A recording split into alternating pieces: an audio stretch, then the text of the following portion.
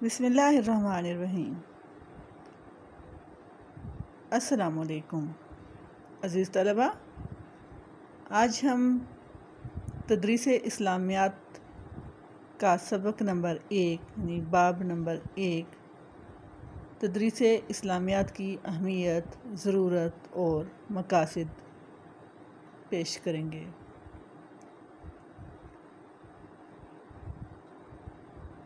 تمام ابواب سے فائدہ اٹھانے کے لیے، تمام ابواب کو اچھے سے سمجھنے کے لیے آپ یہ چینل کارواں پوائنٹ کو سبسکرائب کیجئے تاکہ بر وقت آپ تک نوٹیفیکیشن پہنچ سکے۔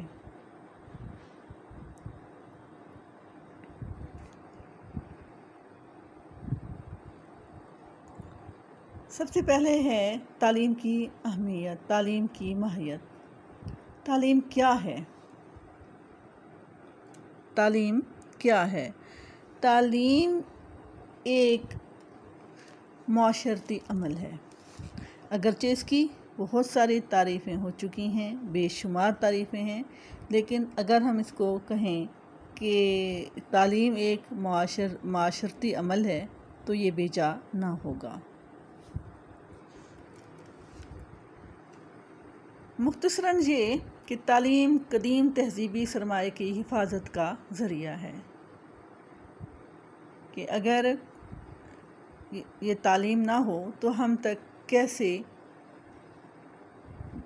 گزشتہ صدیوں کی باتیں، ادوار کی باتیں ہم تک پہنچ سکیں گے۔ لہٰذا یہ تعلیم ہی ہے جو ہمیں نسل در نسل منتقل ہوتے ہوئے ہم تک تمام معلومات پہنچاتی ہے، اور اس سے تہذیب و تمدن کی تشکیل جدید بھی ہوتی ہے، کہ جتنا ہم علم حاصل کریں گے، جتنا ہوگا تو اس حد تک ہم ترقی بھی حاصل کریں گے اور ہم بہتر سے بہترین کی طرف رواں دواں ہوں گے۔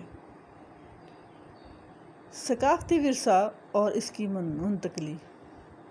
معاشرے کی ایمانیات، عقائد، افکار، روایات اور رسومات، غرض یہ کہ تمام اشیاء جو ایک فرد کو معاشرے کے ایک رکن کی حیثیت سے ملتی ہیں، ثقافت کہلاتی ہیں۔ معاشرے کی اس ثقافتی ورثے کا تحفظ صرف اسی طرح ممکن ہے کہ اسے آنے والی نسلوں تک منتقل کیا جائے۔ اس کی منتقلی کا بہترین ذریعہ مدرسہ اور نصاب تعلیم ہے۔ اسٹوڈنٹس، آپ نے سنا کہ دیکھیں روایات ہیں، ہر قوم کی، ہر قبیلے کی اپنی روایات ہوتی ہیں، ہر مذہب کی اپنی ہوتی ہیں روایات، جو یہ تمام اشیاء مل کر ایک فرد کو معاشرے کے رکن کی حیثیت دیتا ہے، اور یہ تمام روایات ثقافت کہلاتی ہیں۔ کہ یہ ہمارے کیا روایت ہے، ہمارے میں رسوم کیا ہیں، ہمارا ایمان کیا ہے، عقائد کیا ہیں، ہم سوچتے کیا ہیں، یہ تمام چیزیں ہیں، اور اس کی منتقلی کا بہترین ذریعہ مدرسہ اور نصاب تعلیم ہے۔ ظاہر ہے ہم نے مدرسوں سے تعلیم حاصل کرنی ہے، مدارس میں یا اسکولوں میں جو نصاب متعین کیا جاتا ہے، نصاب مرتب کیا جاتا ہے، تو وہ ہمیشہ معاشرے کی ضروریات کے مطابق ہوتا ہے۔ کلچر یا ثقافت کسی قوم کے تشخص کو ظاہر کرتی ہے۔ قوم میں مشترک عقائد کی موجودگی ان میں ایک ہونے کا تصور پیدا کرتی ہے، اور عقائد میں اختلافات قومی یکجہتی میں کمی کا باعث بنتے ہیں۔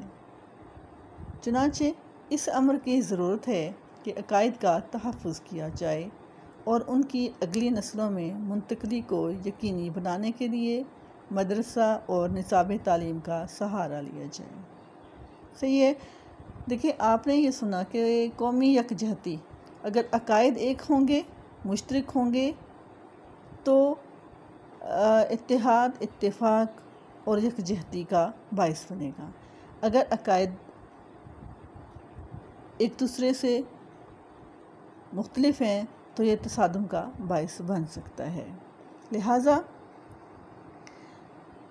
نصاب تعلیم جو ہے اس کا سہارا لیا جاتا ہے ان تمام ٹارگٹس کو حاصل کرنے کے لیے۔ اور چونکہ پاکستان اسلامی مملکت ہے اور ہمارا ایمان ہے کہ اللہ تعالیٰ نے دنیا میں انسان کو اپنا نائب بنایا اور قیامت کے دن اسے اللہ تعالیٰ کے حضور اپنے سارے اعمال کا حساب دینا ہے۔ ایمانیات کی تعلیم اسلامی معاشرے کے قیام میں مدد دیتی ہے۔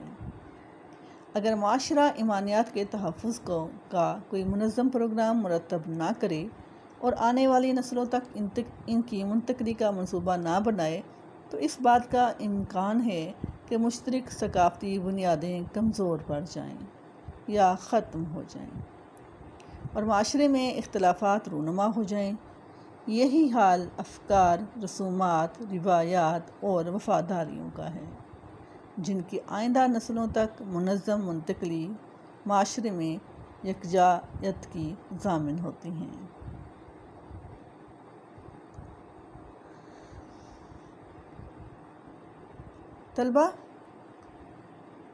عزیز طلبہ، کلچر یا ثقافتی ورثے کے تحفظ کے ایک سے زیادہ ذرائع ہیں۔ ایک ذریعہ تو والدین اپنے بچوں کو اپنے عقائد کی تعلیم دیتے ہیں اور انہیں معاشرے کے طور طریقے، انداز، اطوار، عادات سکھاتے ہیں، اور بچے والدین کے علاوہ معاشرے کے دوسرے افراد سے بھی ثقافتی ورثہ حاصل کرتے ہیں۔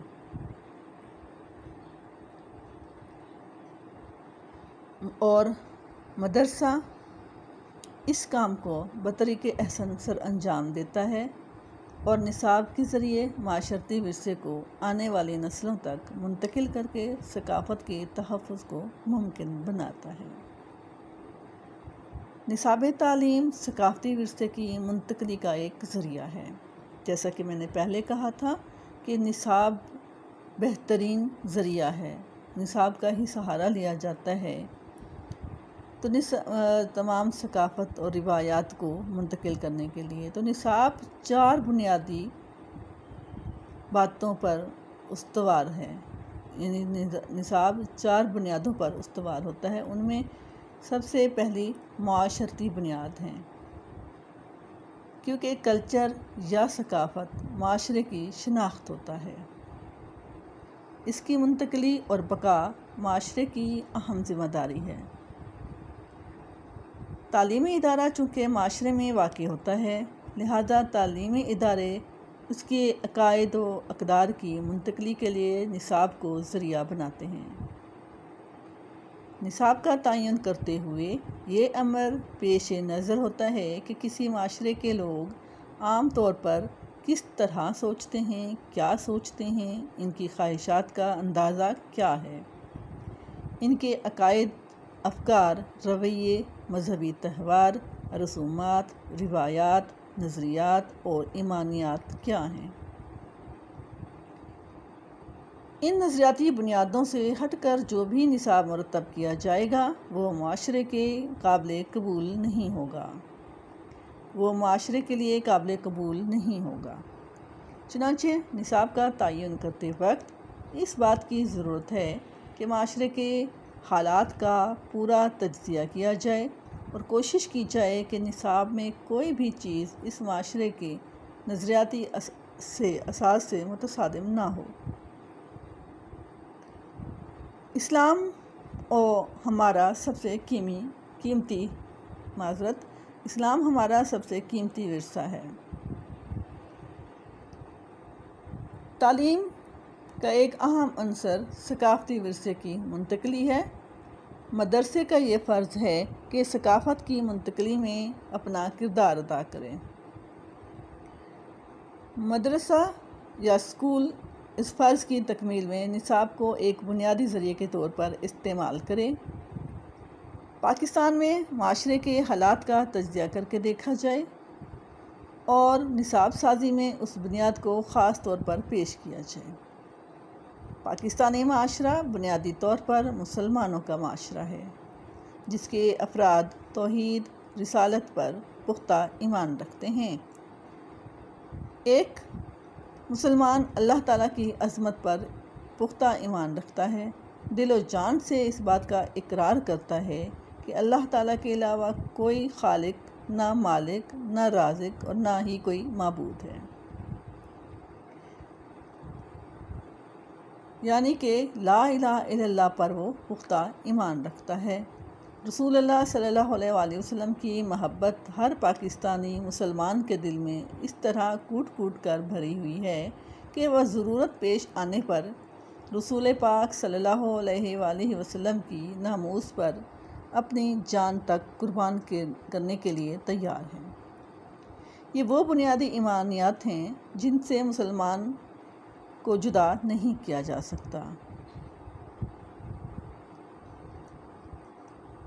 پاکستان میں رہنے والے مسلمان شعائر اسلامی سے بھی گہری وابستگی رکھتے ہیں۔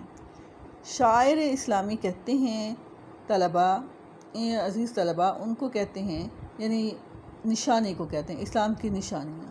اب جیسے قرآن مجید، خانہ کعبہ، مدینہ منورہ اور ہمارے تہوار ہیں اور دیگر اس طرح کے تمام چیزیں۔ تو لہٰذا مسلمان شاعر اسلامی سے بھی گہری وابستگی رکھتے ہیں۔ قرآن پاک کے ساتھ ان کا خاص لگاؤ ہے۔ مقدس کتاب کی بے حرمتی وہ کسی قیمت پر برداشت نہیں کرتے۔ کعبہ اللہ کا تقدس اور مدینہ النبی صلی اللہ علیہ وآلہ وسلم کا احترام ان کے ایمان کا حصہ ہے۔ اسی طرح مسجد، منبر، محراب اور ان سے منسلک لوگ ہمارے معاشرے میں ایک خصوصی احترام اور مقام رکھتے ہیں۔ اس معاشرے کی رسومات میں اسلام کے ساتھ ایک بنیادی تعلق کی جھلک نظر آتی ہے۔ بچے کی پیدائش کے وقت کان میں اذان اور تکبیر کہی جاتی ہے، جو طریقہ رسول پاک صلی اللہ علیہ وآلہ وسلم سے ثابت ہے، اور سر منڈانا، ختنہ، صدقہ، خیرات وغیرہ۔ اس طرح نکاح کے موقع پر اسلامی طریقے سے نکاح پڑھنا، ولیمہ کرنا اور اموات کے موقع پر کفن دفن جیسی بنیادی اسلامی چیزیں اس طرح رائج ہیں کہ کوئی فرد بھی ان سے انحراف نہیں کرتا۔ روزمرہ کے معاملات اور رسم و رواج میں اسلامی ثقافت کا گہرا رنگ نظر آتا ہے۔ دو قومی نظریہ۔ پاکستانی معاشرے کی سب سے بڑی خصوصیت اسلامی ثقافتی ورثہ ہے، جسے مسلمانوں نے ہندوؤں کے ساتھ صدیوں اکٹھا رہنے کے باوجود برقرار رکھا، اور اس طرح واضح طور پر ثابت کیا کہ مسلمانان برصغیر اپنا ایک جداگانہ تشخص رکھتے ہیں جسے وہ ہر حال میں قائم رکھیں گے۔ اب دو قومی نظریہ کیا تھا عزیز طلبہ؟ یہی کہ دیکھو مسلمان اور ہندو دو الگ قومیں ہیں، اور ان کا مذہب، ان کے رسم و رواج ایک دوسرے سے بالکل الگ ہیں۔ لہٰذا اپنے تمام عبادات اور زندگی کو آزادی سے گزارنے کے لیے ہم مسلمانوں نے الگ خطے کے لیے کوششیں شروع کیں۔ لہٰذا طویل جد و جہد کے بعد قیام پاکستان وجود میں آیا۔ برصغیر کے مسلمان ہندوؤں سے ہر طرح سے الگ ہیں، یہ انہوں نے ہر فورم پر ثابت کیا۔ دونوں کے ہاں خدا کا تصور الگ، مذہبی رسوم جدا جدا، کھانے پینے کا انداز مختلف ہے، یہاں تک کہ جینے اور مرنے کی رسمیں بھی الگ الگ ہیں۔ مسلمانوں کے سارے طریقے اسلام کی بنیاد پر تھے، جو ہر طرح سے ہندو تہذیب سے الگ تھے۔ اسی دو قومی نظریے کی بنیاد پر پاکستان کی تشکیل ہوئی، اور برطانوی حکمرانوں نے یہ تسلیم کر لیا کہ برصغیر کی آزادی کے وقت پاکستان اس لیے بنایا جائے کہ مسلمانوں کی ثقافت ہندو ثقافت سے بالکل مختلف ہے۔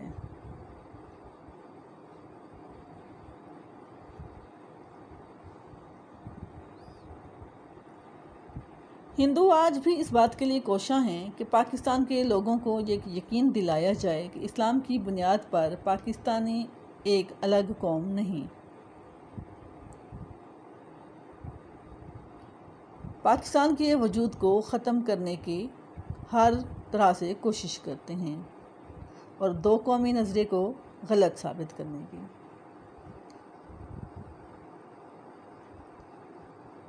اس بات کی ضرورت ہے کہ تدریس اسلامیات کو ایک منظم صورت میں پیش کیا جائے تاکہ ہماری آنے والی نسلیں دین کے سنہری اصولوں کو اپنا سکیں اور ایک محب وطن پاکستانی بن سکیں۔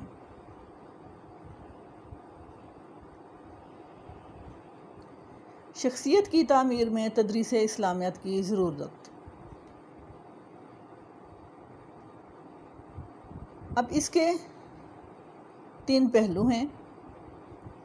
علمی نوعیت کے مقاصد ہیں، اس کے مہارتوں سے متعلق ہیں، عادات اور رویوں سے متعلقہ مقاصد ہیں۔ علمی مہارتوں سے متعلق مقاصد تعلیمی عمل میں حصہ لینے سے حاصل کیے جا سکتے ہیں۔ چنانچہ پہلے وہ مقاصد کا حصول تو کسی نہ کسی حد تک ہو ہی جاتا ہے، لیکن وہ مقاصدی تعلیم جن کا تعلق عادات اور رویوں سے ہے، ان کے لیے کردار سازی اور تعمیر شخصیت پر زیادہ توجہ دینے کی ضرورت ہے۔ اسلام میں کردار سازی۔ عزیز طلبہ، اسلام فرد کو تنہا نہیں چھوڑتا، وہ اس کی پیدائش سے لے کر مرنے تک اور بعد از مرنے کے تمام امور پر رہنمائی کرتا ہے۔ لہٰذا ایک فرد کو اسلامی تعلیمات کا علم دے کر صالح اور فعال رکن بنایا جاتا ہے اور شعوری کوشش کی جاتی ہے کہ مسلمان حقوق اللہ کے ساتھ حقوق العباد کی ادائیگی میں پوری کوشش کریں۔ حقوق اللہ یعنی اللہ کے حقوق، جس میں نماز، روزہ اور یہ چیز عبادات آ جاتی ہیں، اور حقوق العباد میں جو بندوں کے حقوق ہوتے ہیں۔ لہٰذا اس طرح اسلام نے سب سے پہلے افراد کی عادات، اخلاق اور رویوں کو موضوع بنانے کے لیے کوشش کی تاکہ وہ معاشرے میں بہترین انسان بن کر سامنے آئے۔ قرآن مجید کی تعلیمات اور رسول پاک کا اسوہ حسنہ ہمارے لیے مشعل راہ ہیں۔ جن کرداری صفات کو اسلام میں اہمیت حاصل ہے وہ صداقت، امانت، اخوت، مساوات، اجتماعی عدل، عفو درگزر وغیرہ ہیں، اور جن طریقوں کی مذمت کی گئی ہے وہ غرور، تکبر، بخل، چوری، چغل خوری، جھوٹ، بہتان، خیانت، بد کلامی، خود پسندی، تنگ نظری، لالچ اور ریاکاری، کینہ پروری، حسد، تعصبات، احسان فراموشی، فساد، نفاق وغیرہ ہیں۔ اسلام کا تعمیر شخصیت کا فلسفہ یہ ہے کہ مسلمان ان مذموم اعمال سے بچے اور اچھی صفات اپنے اندر پیدا کرے تاکہ وہ اپنے معاشرہ میں ایک مفید اور صالح شہری بن کر ابھرے۔ تعمیر شخصیت میں تدریس اسلامیات کا کردار۔ شخصیت کی تعمیر کے لیے ایک منظم کوشش کی ضرورت ہے۔ تدریس اسلامیات کو ایک لازمی مضمون کی حیثیت سے پیش کیا گیا ہے تاکہ اسلامی معلومات فراہم کرنے کے علاوہ طلباء کے سامنے رسول پاک صلی اللہ علیہ وآلہ وسلم کی زندگی کے ایسے پہلو پیش کیے جائیں جو طلباء کی تعمیر شخصیت میں معاون ہوں۔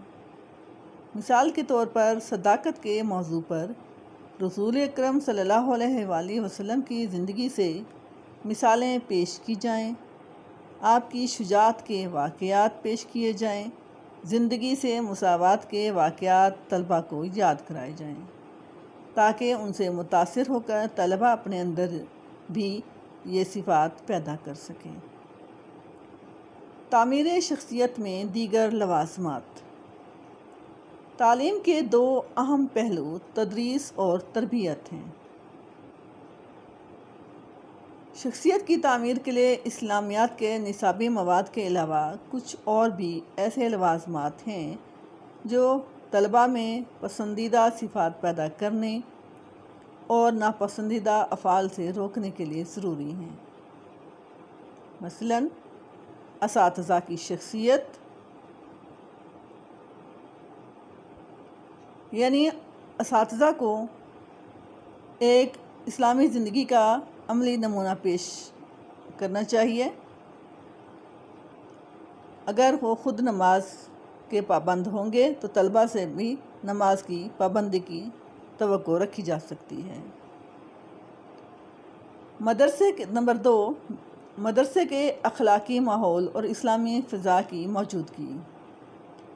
طلباء کی تعلیم و تربیت کے لیے ضروری ہے کہ طلباء کا مجموعی ماحول اسلامی اقدار کی عکاسی کرے۔ مدرسے کی فضا میں احترام، رواداری اور ایمانداری کی جھلک نظر آتی ہو۔ چنانچہ اس بات کی یقین دہانی بھی ضروری ہے کہ مدارس میں ایک عمومی مجموعی اسلامی فضا موجود ہو تاکہ پسندیدہ خصوصیات طلباء کے کردار میں پیدا ہو سکیں۔ تدریسی اور ہم نصابی سرگرمیاں۔ تدریسی اسلامیات میں جہاں نصابی مواد طلباء کو منتقل کیا جاتا ہے، وہاں اس بات کو بھی مد نظر رکھا جاتا ہے کہ مدرسے میں ایسی سرگرمیاں اور افعال و اعمال انجام دیے جائیں جن کی بنیاد پر طلباء کو اسلامی اقدار کی عملی تربیت ملے اور ان میں شعائر اسلام کے احترام کا جذبہ پیدا ہو۔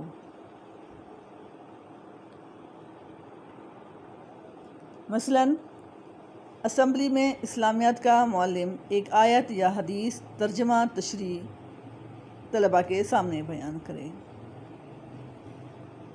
بزم ادب میں اسلامی موضوعات پر تقاریر، مباحثہ، مذاکرہ کا اہتمام کرے۔ طلباء میں عمدہ اخلاق اور اعلیٰ انسانی اوصاف پیدا کرنے کے لیے کھیل، اسکاؤٹنگ، نمائش، حسن قرأت اور نعت خوانی کے مقابلے جیسی سرگرمیاں منعقد کی جائیں۔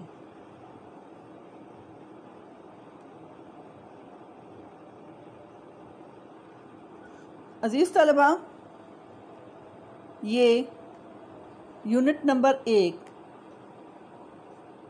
کا پہلا حصہ ہے۔ دوسرا حصہ بھی اس کے ساتھ ہی اپلوڈ کر دیا جائے گا۔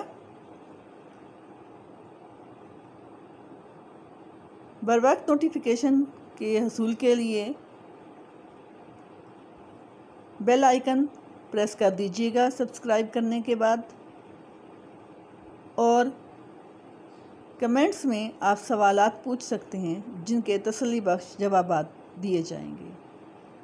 اس کے ساتھ ہی رابعہ عرفان کو اجازت دیجیے۔ ملتے ہیں یونٹ نمبر 1 کے حصہ 2 کے ساتھ۔ اللہ حافظ۔